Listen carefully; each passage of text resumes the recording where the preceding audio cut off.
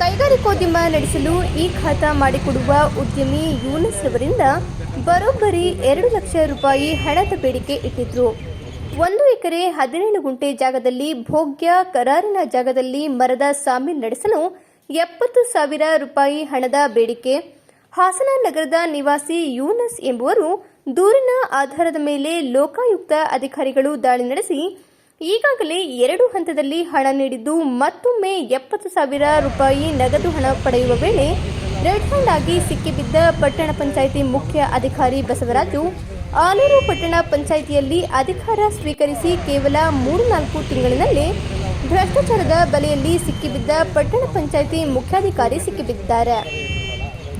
ಹಾಸನ ಜಿಲ್ಲಾ ಲೋಕಾಯುಕ್ತ ಎಸ್ಪಿ ನಂದಿನಿ ಅವರ ಮಾರ್ಗದರ್ಶನದಲ್ಲಿ ಲೋಕಾಯುಕ್ತ ಇನ್ಸ್ಪೆಕ್ಟರ್ಗಳಾದ ಬಾಲು ಹಾಗೂ ಶಿಲ್ಪಾರವರ ನೇತೃತ್ವದಲ್ಲಿ ದಾಳಿ ನಡೆಸಿದ್ದು ಅಧಿಕಾರಿಯನ್ನ ಬಂಧಿಸಿ ವಶಕ್ಕೆ ಪಡೆದಿದ್ದಾರೆ.